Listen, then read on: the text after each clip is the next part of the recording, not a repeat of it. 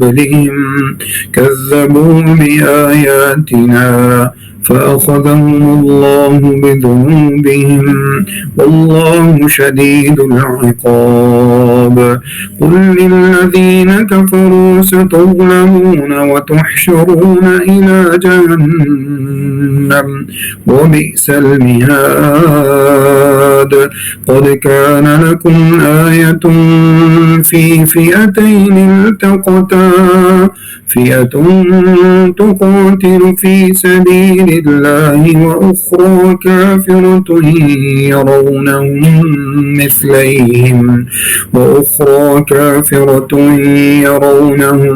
مثليهم رأي العين والله يؤيد بنصره من يشاء إن في ذلك لعبرة لأولي الأبصار زين للناس حب الشهوات من النساء والبنين والقناطير المقنطرة من الذهب والفضة والخيل المسومة والأنعام والحرث ذلك متاع الحياة الدنيا والله عنده حسن المآب أعوذ بالله من الشيطان الرجيم بسم الله الرحمن الرحيم الحمد لله رب العالمين والصلاة والسلام على سيد المرسلين وعلى آلہ وصحبہ اجمعین ومن تبعہم بإحسان إلی یوم الدین. سورہ آل عمران کی آیت نمبر 10 ہے.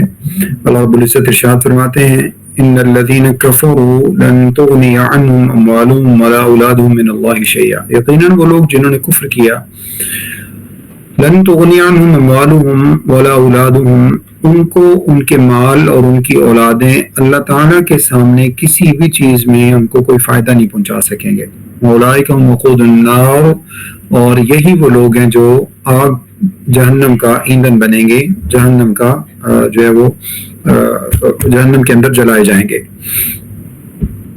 کداب آل فرعون جیسا کہ فرعون کی قوم کا معاملہ, داب کا معنی ہوتا ہے معاملہ, جیسا کہ فرعون کی قوم کا معاملہ, والذین من قبلہم اور اسی طرح سے ان لوگوں کا جو ان سے پہلے تھے, کذبوا بآیاتنا انہوں نے بھی ہماری آیات کو جھٹلایا, فأخذهم اللہ بذنوبہم تو اللہ نے ان کو ان کے گناہوں کی وجہ سے پکڑ لیا, ان کی پکڑ فرمائی. واللہ شدید العقاب اور اللہ رب العزت تو سخت سزا دینے والی ذات ہے.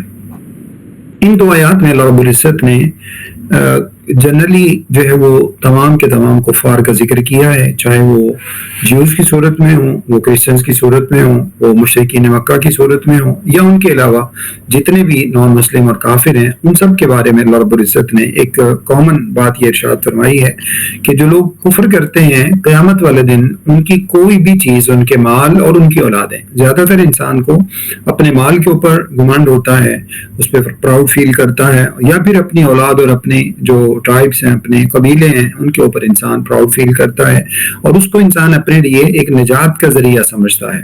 یعنی یا تو انسان پناہ لیتا ہے اپنے خاندان میں, اپنی فیملی میں, اپنے قبیلے میں, اپنی قوم میں, یا پھر انسان پناہ حاصل کرتا ہے اپنے مال و متاع کے ذریعے. مختلف طرح کے جو سورسز ہیں ان کو لگا کر انسان پناہ حاصل کرنے کی کوشش کرتا ہے.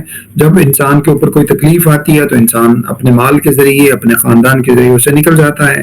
جب اس کے اوپر کوئی پریشانی آتی ہے, جب اس کے اوپر کوئی کسی بھی طرح کا کوئی وبال آتا ہے, تو ان چیزوں کا سہارا لے کر انسان اپنے آپ کو ان جو ہے وہ کمپلیکیشن سے انسان اپنے آپ کو نکال لیتا ہے.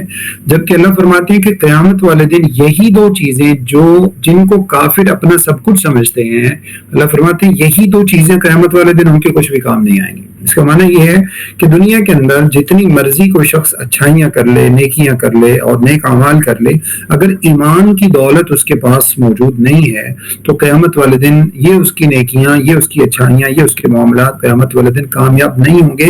مطلب یوں سمجھ لیجیے کہ ایمان جو ہے یہ ایک بیسک کرائٹیریا ہے. جیسے آپ کو کسی بھی کورس میں ایڈمیشن لینا ہے تو اس کا ایک بیسک ریکوائرمنٹ ہوتی ہے.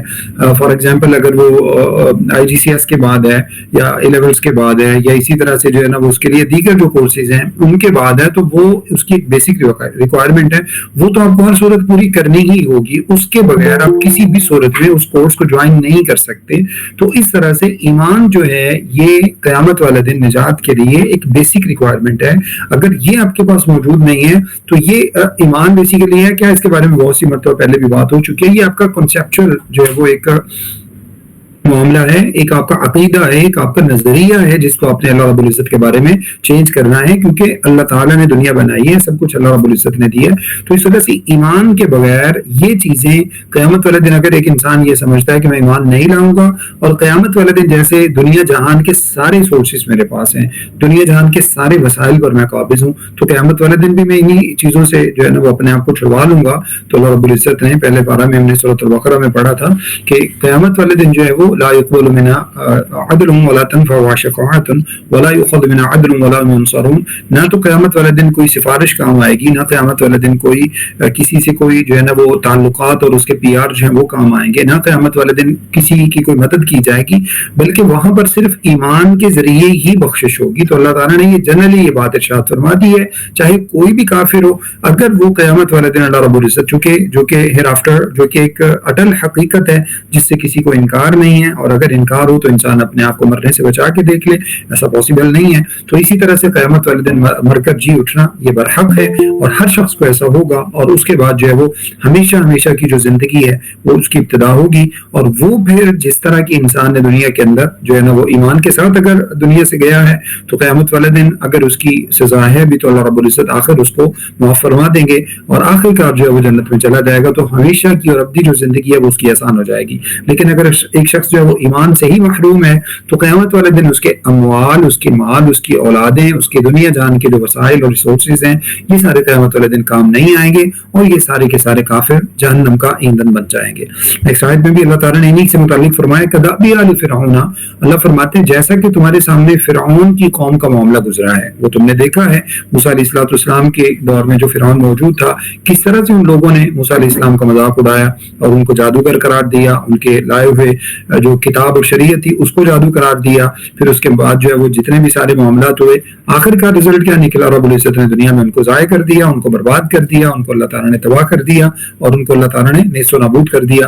پھر اللہ فرماتے ہیں ان سے پہلے بھی بہت ساری قومیں گزری ہیں، قوم عاد ہے، قوم صالح ہے جن کو عاد ثانیہ کہا جاتا ہے، لوط علیہ السلام کی قوم ہے، شعیب علیہ السلام کی قوم ہے، اور اسی طرح سے دیگر قومیں ہیں جن کا اللہ رب العزت نے بڑی تفصیل کے ساتھ ذکر کیا۔ اللہ نے فرمایا کہ جب ان کے ساتھ یہ معاملہ ہوا ہے تو اگر جو آج کے کافر ہیں اگر یہ ایمان کی طرف نہیں آئیں گے تو ان کے ساتھ بھی اللہ رب العزت فرماتے ہیں یہی معاملہ ہوگا۔ اب ان ساری قوموں نے جو دنیا کے اندر گزری ہیں، کذبوا بآیاتنا، انہوں نے کیا کیا، ہماری آیات کو جھٹلایا، جو ہم نے دین کا پیغام ان کی طرف بھیجا اس کو ان لوگوں نے نہیں مانا۔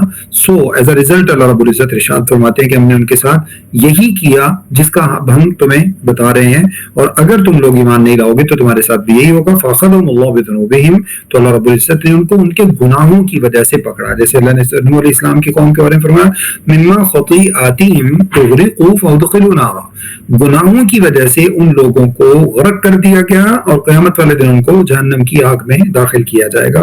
تو گناہوں کی وجہ سے اللہ رب العزت پکڑ فرماتے ہیں، جیسا کہ ابھی ہم یہ فلڈ کا ذکر کر رہے تھے، تو فلڈ کے حوالے سے بھی یہ بات یاد رکھیں، مسلمان ہونے کے ناطے سے اکثر یہ لوگ کوشچن ریز کرتے ہیں کہ اچھا جو کافر ہیں وہ تو ہر طرح کی گناہ کرتے ہیں، وہ تو ہر طرح کی جو ہے نا بدکاریاں کرتے ہیں، سارے معاملات اللہ کی نافرمانیاں کرتے ہیں، اس کے باوجود ان کے پاس یہ سب کچھ کیوں نہیں ہوتا؟ تو نو ڈاؤٹ کہ ہمارے پاس مس مینجمنٹ کا جو ایلیمنٹ ہے وہ بھی اپنی جگہ پر موجود ہے، لا اینڈ آرڈر کا نہ ہونا یہ اپنی جگہ پہ ایلیمنٹ موجود ہے، ان ساری چیزوں سے کوئی انکار نہیں ہے۔ کلائمیٹ چینج کا جو ایلیمنٹ ہے اس سے بھی کوئی انکار نہیں ہے، سائنٹیفکلی جو چینج آ رہے ہیں دنیا کے اندر، جو گلوبل چینج آ رہا ہے اس سے بھی کوئی انکار نہیں، یہ سب کچھ اپنی جگہ پہ درست ہے۔ لیکن ایک مسلمان کو کانٹا بھی چبھتا ہے، اس کو ذرا سی بھی کوئی تکلیف آتی ہے تو اللہ کیا فرماتے ہیں ما اصاب من مصیبت، جو بھی تمہیں کبھی وما اصابکم من مصیبت فبما کسبت ایدیکم، جتنی بھی مصیبتیں اور پریشانیاں مسلمانوں کو لاحق ہوتی ہیں ان کے اپنے اعمال کا نتیجہ، اس کی وجہ کیا ہے؟ یہ جو بیسک ڈفرینس ہے ان کے درمیان کہ کافر کو اللہ تعالیٰ دنیا کے اندر اتنی پکڑ نہیں فرماتا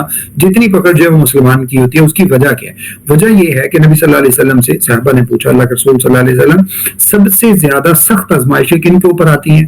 تو اللہ کے نبی صلی اللہ علیہ وسلم نے ارشاد فرمایا اشد الناس بلاء الانبیاء، سب سے زیادہ سخت آزمائشیں اللہ کے نبیوں پر آتی ہیں. تو نبیوں کا کون سا قصور ہے، کون سا گناہ ہے نبیوں کا، ان کے اوپر کیوں آزمائشیں آتی ہیں؟ اور سب سے زیادہ آزمائشیں نبیوں کے اوپر آتی ہیں. تو العیاذ باللہ من ذالک، جیسے کہ ہم اکثر یہ سوچنے بیٹھ جاتے ہیں کہ اچھا ہم جو ہے وہ زیادہ گناہ کر رہے ہیں تو اس وجہ سے ہمارے اوپر جو ہے نا وہ زیادہ آزمائشیں آ رہی ہیں. ایسا نہیں ہے. آزمائشیں دو طرح کی ہوتی ہیں. ایک آزمائشیں وہ ہوتی ہیں جو آپ کو ایمان میں مضبوط کرتی ہیں، جو انبیاء کے اوپر آتی رہی ہیں. دوسری طرف کی آزمائشیں وہ ہیں جو مومنوں کے اوپر آتی ہیں، مسلمانوں کے اوپر آتی ہیں. اور وہ کیسی آتی ہیں؟ جتنا ایمان موجود ہوگا اتنی اس کے اوپر سخت آزمائش آئے گی. یہ ایک طرح کی وہ آزمائش ہے جو آپ کو ایمان میں ثابت قدم کرتی ہے. دوسری آزمائش کون سی ہے؟ جو بطور عذاب کی آتی ہے.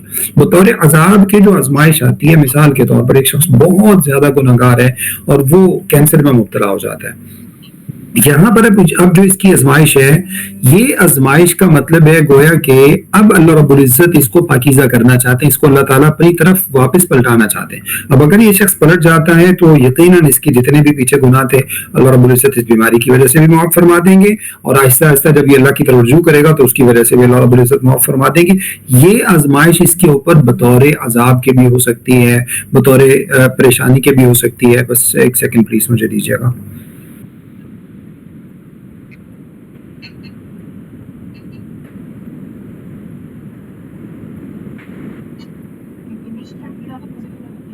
یہ آزمائش انسان کے اوپر جو ہے بطور آزمائش کے بھی ہو سکتی ہے، اور یہ انسان کے اوپر بطور عذاب کے بھی ہو سکتی ہے. بطور عذاب کے کب ہوتی ہے یہ بات یاد رکھیے، اس کو تھوڑا سا انڈرسٹینڈ کرنے کی ضرورت ہے. آزمائش عذاب تب بنتی ہے، میری آواز تو آ رہی ہے نا سب لوگوں کو؟ جی.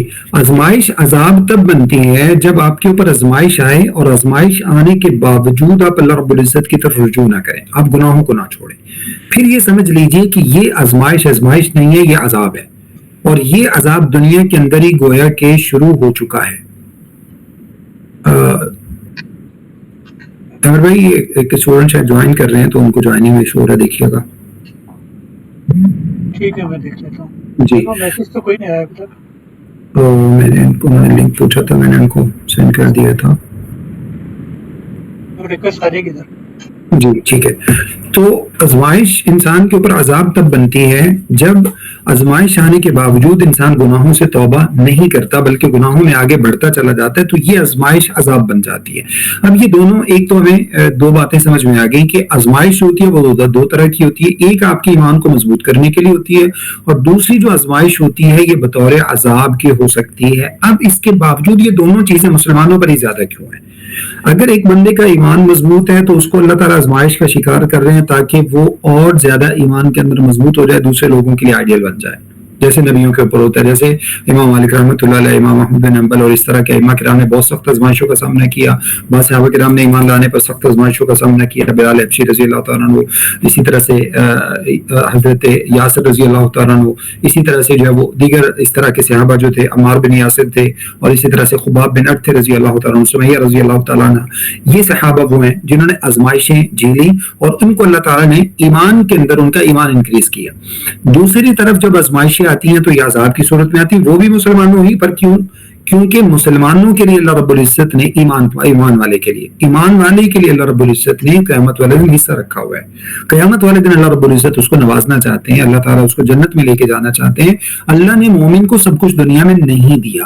اگر آپ کی ایک صحیح حدیث میں واقعہ موجود ہے کہ ایک صحابیہ کی جب شادی ہوئی تو انہوں نے، ان کے خاوند نے، ان کے شوہر نے ان کو بتایا کہ مجھے تو آج تک نہ کبھی سر درد ہوا، نہ کبھی بخار ہوا، نہ مجھے کبھی چوٹ لگی. تو وہ صحابیہ پریشان ہو گئی، پریشان ہو کر کہنے لگی کہ میں تمہارے ساتھ نہیں رہوں گی، پہلے تم نبی صلی اللہ علیہ وسلم کے پاس چلو. وہ ان کو لے کر نبی صلی اللہ علیہ وسلم کی خدمت میں جانے لگی. تو رستے میں جاتے ہوئے ان کا پاؤں کسی جگہ پہ اٹکا اور اس کی وجہ سے وہ نیچے گرے، اور نیچے گرنے سے ان کو چوٹ لگی، ان کا بلڈ نکلنا شروع ہو گیا.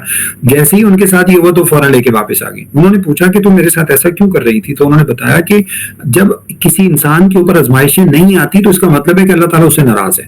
تو اللہ تعالیٰ کی ایک آزمائش اللہ تعالیٰ کی ناراضگی کی وجہ سے ہوتی ہے، اور ایک آزمائش اللہ رب العزت جو ہے نا وہ اپنے بندے کو اپنے قریب کرنے کے لیے بندے کے اوپر ڈالتے ہیں. تو یہ دونوں ہی طرح کی آزمائشیں ان مسلمانوں کے اوپر کیوں، مومنوں کے اوپر کیوں؟ اس کی وجہ یہ ہے کہ کافروں کو، غیر مسلموں کو، نان مسلموں کو اللہ رب العزت بہت زیادہ ڈھیل دیتے ہیں. اللہ रब्बुल इज्जत उनको छोड़ते चले जाते हैं। फनज़रुल्लज़ीना ला यरजूना लिक़ाअना फ़ी तुग़यानिहिम यअमहून, अल्लाह ने कुरान में फरमाया सूरह यूनुस में, फनज़रुल्लज़ीना ला यरजूना लिक़ाअना, जो लोग अल्लाह ताला की मुलाकात की उम्मीद नहीं रखते, अल्लाह फरमाते हैं उनकी रस्सी ढीली करते चले जाते हैं, लंबी रस्सी होती चली जाती है। इवन के मोमिनों के अंदर भी ऐसा होता है, जो लोग वापस नहीं पलटते तो अल्लाह उनकी रस्सी को ढीला कर देते, लंबी होती चली जाती है। जो नेक बंदा होता है उसके ऊपर आजमाइशें ज्यादा आती हैं, परेशानियां ज्यादा आती हैं। तो इस वजह से अब ये दोनों तरह की आजमाइशें मुसलमानों के ऊपर, मोमिनों के ऊपर इसलिए ताकि अल्लाह रब्बुल इज्जत इनको दुनिया में ही पाक साफ करके ले जाएं। जैसे अब देखें बीमारी किसी शख्स के ऊपर आती है तो नबी सल्लल्लाहु अलैहि वसल्लम उसके पास जाते उसकी जो है वो तीमारदारी करने के लिए, तो क्या फरमाते, ला बासा तहूरुन इंशाअल्लाह, अब परेशान ना हो, ये बीमारी आपके गुनाहों का कफारा बन जाएगी। इसका माना ये सही हदीस में मौजूद है कि मोमिन को अगर कांटा भी चुभता है तो वो कांटा भी उसकी वजह से क्या होता है, अल्लाह रब्बुल इज्जत उसके गुनाहों को उससे धो देते हैं, उसके गुनाहों को माफ फरमा देते हैं। तो अल्लाह रब्बुल इज्जत ने ओवरऑल ये काफिरों के बारे में ये बात इरशाद फरमाई है कि काफिरों के लिए दुनिया के अंदर तो अल्लाह रब्बुल इज्जत ने उनको सब कुछ अता फरमा दिया है, क़यामत वाले दिन उनके लिए कुछ नहीं है। उसकी वजह ये है कि बेसिक जो रिक्वायरमेंट है वो ईमान है, और ईमान उन लोगों के पास नहीं है। लिहाजा जो अच्छाइयां वो दुनिया में करते हैं, वमिनहुम मन यक़ूलु रब्बना आतिना फ़िद दुनिया वमा लहू फ़िल आख़िरति मिन ख़लाक़, जो दुनिया के अंदर अच्छाइयां करते हैं उसका बदला उनको मिल जाता है, क़यामत वाले दिन उनके लिए कोई हिस्सा नहीं है। तो ये अल्लाह रब्बुल इज्जत ने बाकी हिस्से जो है वो मोमिनों के लिए रखे हैं। अल्लाह रब्बुल इज्जत हमें सही माना में उसका हकदार बनने की तौफीक अता फरमाए। नेक्स्ट आयत, आयत नंबर 12 में अल्लाह रब्बुल इज्जत इरशाद फरमाते हैं, कुल लिल्लज़ीना कफ़रू सतुग़लबूना व तुहशरूना इला जहन्नम, ए नबी सल्लल्लाहु अलैहि वसल्लम आप इन काफिरों से कह दीजिए, सतुग़लबूना, अनकरीब तुम मगलूब हो जाओगे, तुम्हारे ऊपर गलबा पा लिया जाएगा, व तुहशरूना इला जहन्नम, और क़यामत वाले दिन तुम जहन्नम की तरफ धकेले जाओगे, इकट्ठे किए जाओगे, वो बिअसल मिहाद, और ये बहुत ही बुरा ठिकाना है। ये जो पैगाम है बेसिकली ये नबी सल्लल्लाहु अलैहि वसल्लम के जरिए अल्लाह रब्बुल इज्जत ने उस वक्त के जो नॉन मुस्लिम से उनको दिया, जिनमें से सबसे जो पहले थे वो ज्यूस थे, और इसी तरह से जो है ना वो वहाँ के कुफार मुशरिकीन मक्का थे, और इसी तरह से दीगर जो कुफार थे उन सबको ये पैगाम दिया गया, जो यहूद मदीना की सूरत में थे, मुनाफिकीन थे, या इसी तरह से मुशरिकीन मक्का, उन सबको ये पैगाम दिया गया। क्योंकि ये पैगाम उस वक्त उन लोगों को क्यों दिया गया, क्योंकि उस वक्त मुसलमान बहुत ज्यादा मिनॉरिटी में थे, मुसलमानों की तादाद ना होने के बराबर थी, आटे में नमक के बराबर थी।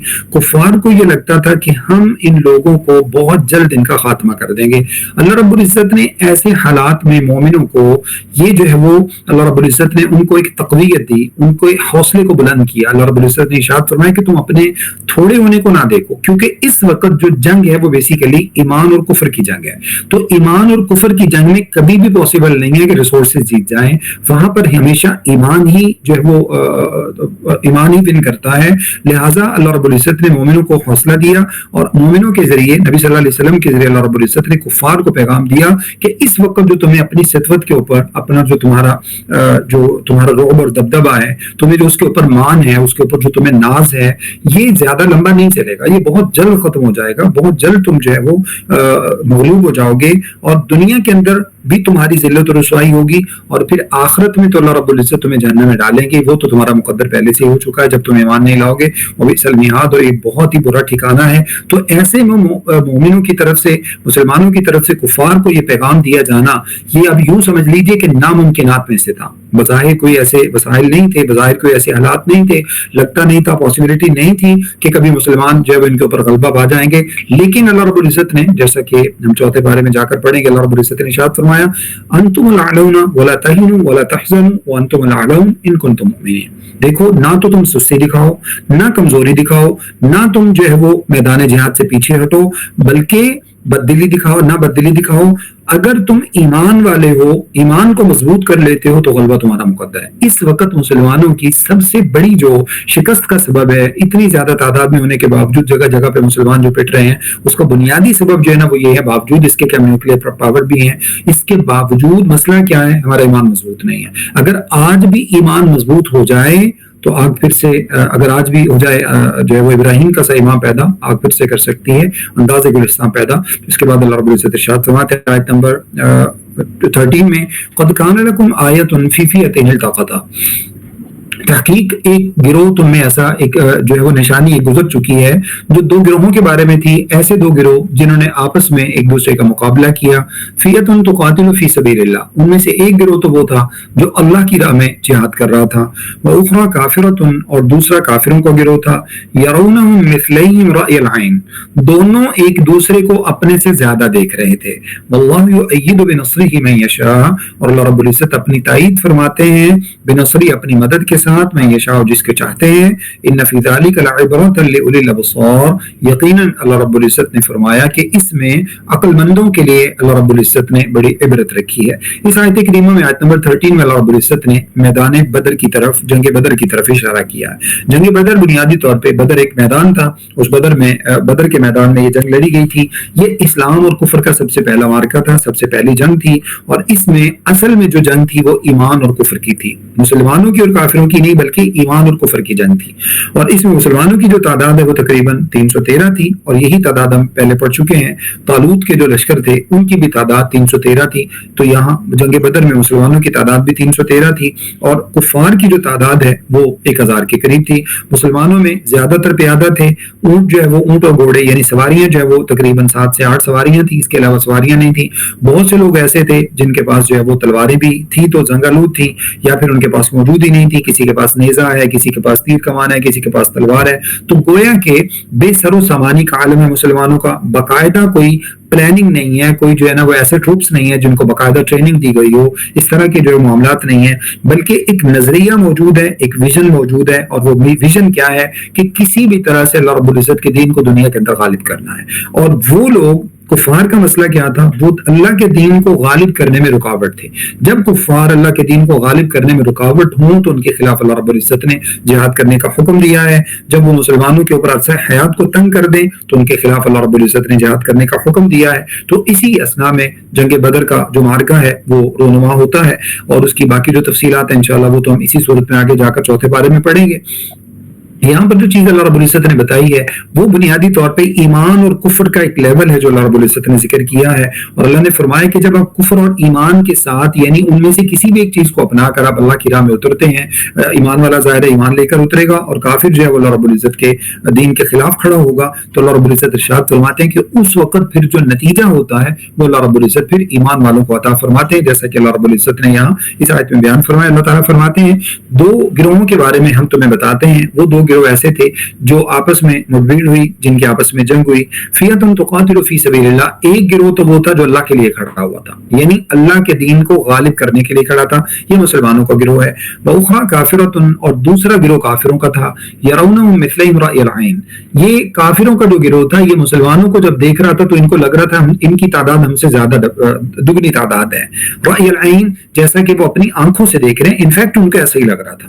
اب اس میں بنیادی طور پہ بات کیا ہے؟ ایک گروہ مسلمانوں کا جو اللہ تعالیٰ کی فرمانبرداری کرنے والا، نماز و روزے کو قائم کرنے والا، اللہ سے دعائیں مانگنے والا، ہر گناہ سے بچنے والا، ہر طرح کی بد اخلاقی سے بچنے والا، ہر طرح کے جو جو بری چیزیں ہیں ان سب سے جو ہے نا وہ بچنے والا. اور دوسری طرف کفار کا گروہ وہ ہے جو اللہ کے ساتھ شرک کرنے والا، اللہ کے دین کا انکار کرنے والا، رقص و سرود کی محفلیں منعقد کرنے والا، کباب و شباب اور شراب کی محفلیں منعقد کرنے والا. یعنی ایک طرف جو ایک گروہ ہے وہ اللہ تعالیٰ کے سامنے جھکا ہوا ہے. ایون کہ رسول اللہ صلی اللہ علیہ وسلم جنگ بدر کے میدان میں ایک خیمہ میں اکیلے آپ صلی اللہ علیہ وسلم اللہ سے دعا مانگ رہے تھے. دعا مانگتے مانگتے آپ صلی اللہ علیہ وسلم کے کندھوں پہ جو چادر پڑی تھی وہ چادر بھی نیچے گر گئی. اچانک ابو بکر صدیق رضی اللہ تعالیٰ عنہ تشریف لائے. انہوں نے سسکیوں کی آواز سنی. آواز سن کر آپ اندر تشریف لائے، دیکھا کہ آپ کے کندھوں کی چادر گر چکی ہے. انہوں نے چادر اٹھائی اور آپ صلی اللہ علیہ وسلم کے کندھوں پہ ڈالی، اور کندھوں پہ ڈالنے کے بعد عرض کیا اللہ کے رسول صلی اللہ علیہ وسلم بس کر دیجئے، آپ نے آج دعا مانگنے میں انتہا کر دی ہے. حتیٰ کہ اس کے بعد نبی صلی اللہ علیہ وسلم نے ابو بکر صدیق رضی اللہ عنہ کو دیکھنے کے بعد اللہ تعالیٰ سے کہا کہ اللہ رب العزت یہ مٹھی بھر مجاہدین جو 313 کی تعداد میں جتنے بھی تھے میں نے آج لا کے تیرے رستے میں کھڑے کر دیے ہیں. اگر تو نے آج ان کو ناکام کر دیا تو ساری زندگی دنیا کے اندر تیرا کوئی نام لینے والا باقی نہیں بچے گا. لہٰذا اللہ رب العزت میری آپ سے التجا ہے کہ اللہ رب العزت آپ ان کو کامیاب فرمائیں اور کفار کے خلاف ان کی مدد فرمائیں. جیسے ہی آپ صلی اللہ علیہ وسلم نے یہ دعا مانگی تو دعا مانگنے کے بعد آپ صلی اللہ علیہ وسلم کے چہرے پر طمانیت کے اثرات تھے. آپ صلی اللہ علیہ وسلم مطمئن تھے اور جو ہے وہ ابو بکر صدیق رضی اللہ تعالیٰ عنہ کو لگا کہ گویا کہ آپ صلی اللہ علیہ وسلم کی دعا قبول ہو گئی ہے. اور اسی چیز کا نتیجہ نکلا کہ واللہ یؤید بنصرہ من یشاء کہ اللہ تعالیٰ نے پھر اپنے بندوں کی مدد فرمائی. اپنے بندوں کی مدد کیسے فرمائی؟ اللہ رب العزت نے ایسے حالات پیدا کیے کہ مسلمان جو ہے وہ جنگ کا پاسا مسلمانوں کے حق میں پلٹنے لگا. پہلے ایسا تھا کہ کفار جس جگہ پر موجود تھے وہاں پہ نیچے پتھریلی زمین تھی جو سخت تھی اور جنگ کرنے کے لیے بڑی موزوں تھی. مسلمان جس جگہ موجود تھے یہ ریت والا علاقہ تھا اور ریتلی زمین جو ہوتی ہے آپ کو پتا ہے کہ وہ وہاں پہ پاؤں ٹکنا ذرا مشکل ہوتا ہے. اللہ تعالیٰ کی طرف سے پہلی مدد یہ حاصل ہوئی کہ بارش ہو گئی. بارش کی وجہ سے وہ پتھروں والی زمین جو تھی اس میں پھسلن ہو گئی اور یہاں پر جو زمین تھی ریت والی یہ مضبوط ہو گئی اور مسلمانوں کے پاؤں یہاں پر جم گئے. اسی طرح سے اللہ رب العزت نے ایک ایسی ہوا چلائی, اس ہوا کے ذریعے یہ ریت اڑ کر, یہ پہلے بارش سے پہلے ایسا ہوا, ریت اڑ اڑ کر ان لوگوں کے جو ہے وہ آنکھوں میں پڑ رہی ہے اور اللہ رب العزت نے یہاں پہ مسلمانوں کو مدد فرمائی. پھر کیا ہوا؟ اللہ رب العزت نے جیسا کہ یہاں پر ارشاد فرمایا یرون مثل امرئ العین, اللہ رب العزت نے مومنوں کو کفار کی تعداد آدھی کر کے دکھائی اور کفار کو مومنوں کی تعداد اللہ رب العزت نے ڈبل کر کے دکھائی, جس کا نتیجہ یہ نکلا کہ ان کے دلوں میں پہلے سے ہی مسلمانوں کا روب بیٹھ گیا اور مسلمانوں کو یہ لگا کہ ان کی تعداد آدھی ہے, گویا کہ ان کو لگا یہ تو ہمارے برابر ہیں, ہم تو ان کو آسانی سے جو ہے نا وہ چت کر لیں گے. اور اسی طرح سے پھر اللہ رب العزت نے یہ مدد فرمائی. یہ چوتھے پارے میں ہم ساری تفصیلات پڑھیں گے. جنگ بدر کی بہت ساری تفصیلات اللہ رب العزت نے ذکر فرمائی ہیں کہ اللہ رب العزت نے پھر فرشتوں کو نازل فرمایا. مفسرین لکھتے ہیں کہ اللہ رب العزت نے 1000 فرشتے کو نازل فرمایا. 3000 کا وعدہ بھی تھا اور 5000 کا وعدہ بھی تھا, لیکن 1000 کے ذریعے ہی اللہ رب العزت نے ان کی مدد فرمائی اور مزید جو ہے وہ 3000 یا 5000 کو نازل کرنے کی ضرورت پیش نہیں آئی. تو ان سارے حالات کے ساتھ اللہ رب العزت اپنی مدد کب فرماتے ہیں؟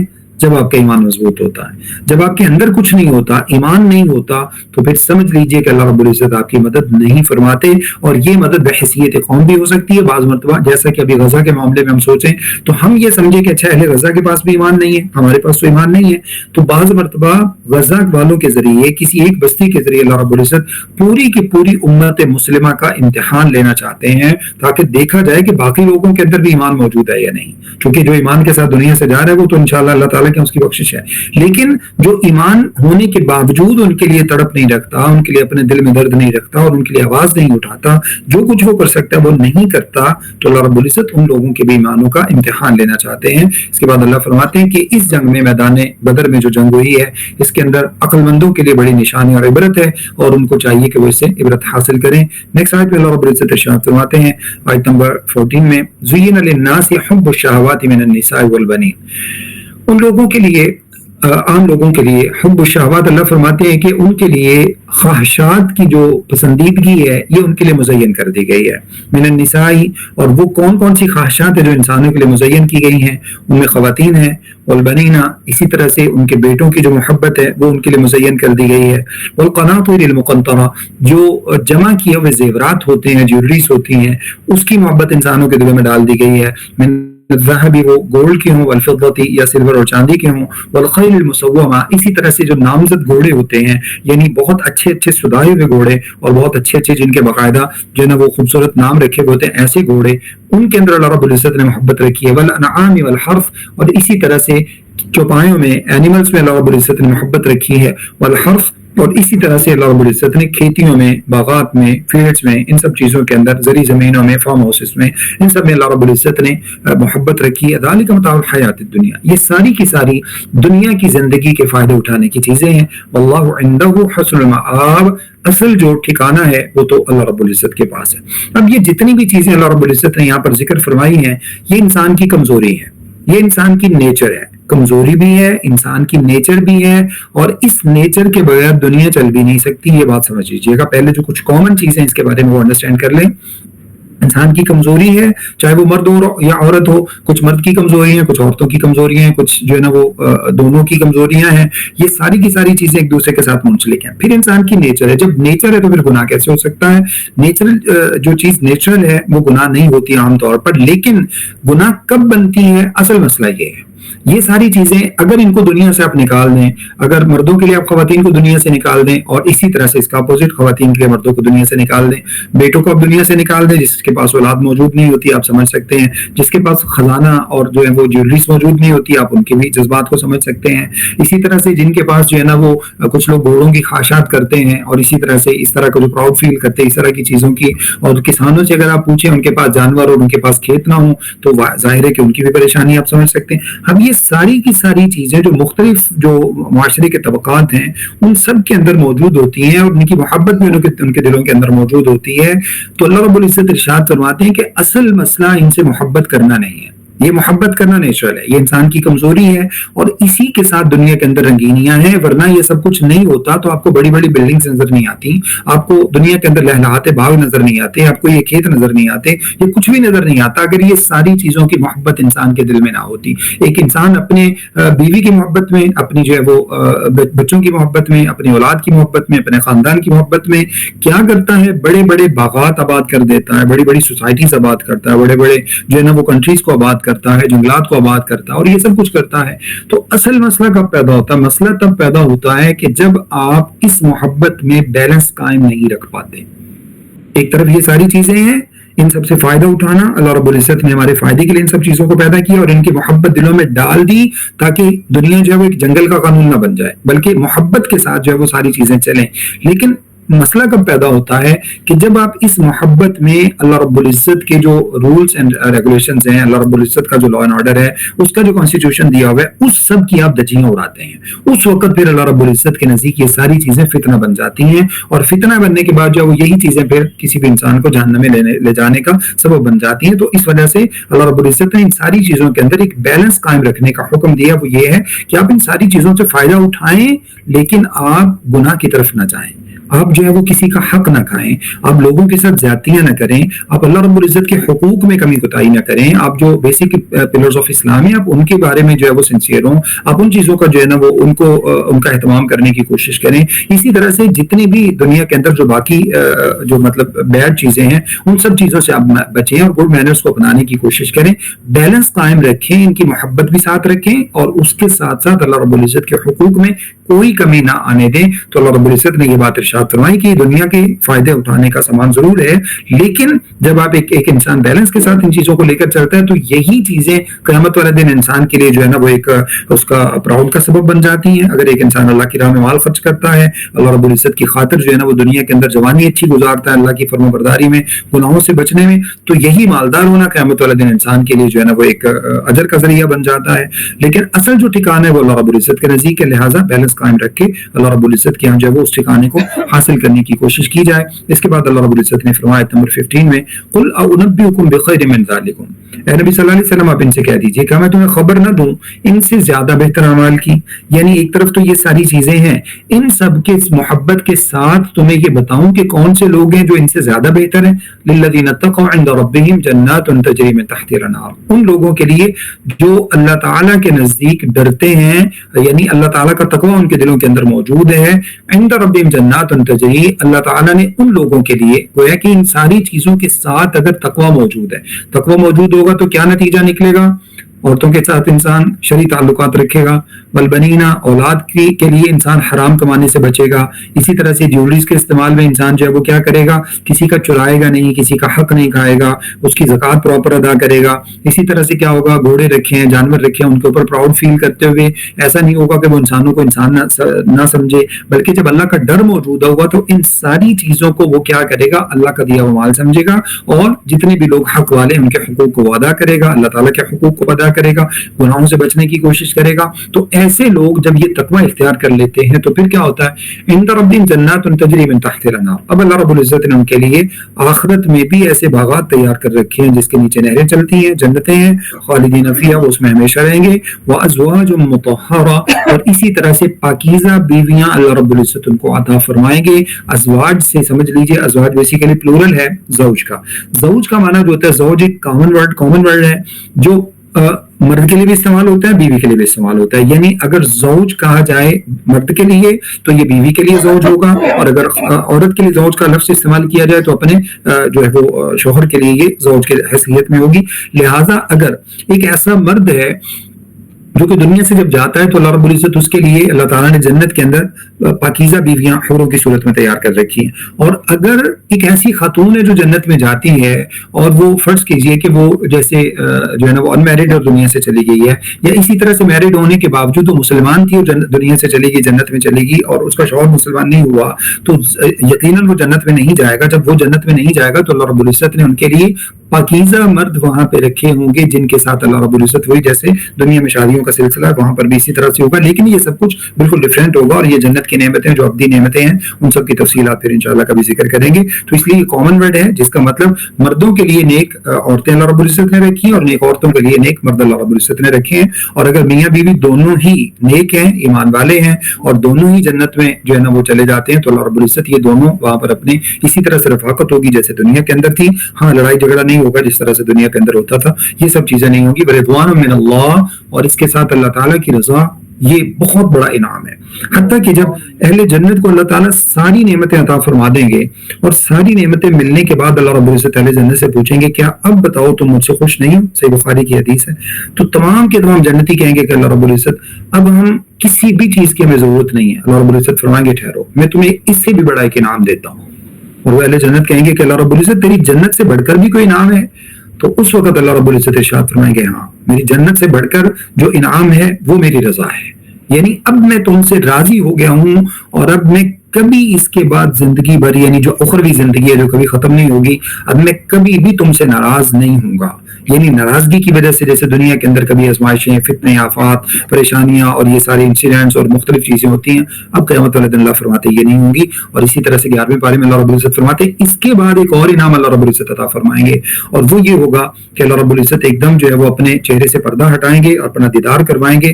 اور جب اللہ تعالیٰ اپنا دیدار کروائیں گے تو اہل جنت کی ساری نعمتوں کو بھول جائیں گے. اللہ رب العزت ہمیں بھی یہ ساری کی ساری نعمتیں عطا فرمائیں. واللہ بصیر بالعباد, اور اللہ رب العزت اپنے بندوں کو دیکھنے والے ہیں. بس آخری آیت ہے جو اسی سے متعلق ہے. اللہ فرماتے ہیں کون سے بندے ہیں, الذین یقولون ربنا اننا آمنا, یہ وہ لوگ ہیں جو اللہ تعالیٰ سے دعائیں بھی کرتے ہیں کہ اللہ رب العزت یقیناً ہم ایمان لائے, فاغفر لنا ذنوبنا, ہمارے گناہ بخش دے, وقنا عذاب النار, اور اللہ رب العزت ہمیں جہنم کی آگ سے بچا لے. والصابرین, اللہ نے 5 صفتیں ان کی بیان فرمائی ہیں, یہ صبر کرنے والے ہیں. والصادقین, یہ سچ بولنے والے ہیں. سچ بولنے کا مطلب یعنی ان کی زندگی سچ پر چلتی ہے, صرف زبان سے سچ نہیں بلکہ ان کے معاملات سے بھی سچ جو ہے اس کی خوشبو آتی ہے. والقانتین, شریعت کے فرمانبردار, اللہ اور اس کے رسول صلی اللہ علیہ وسلم کے فرمانبردار.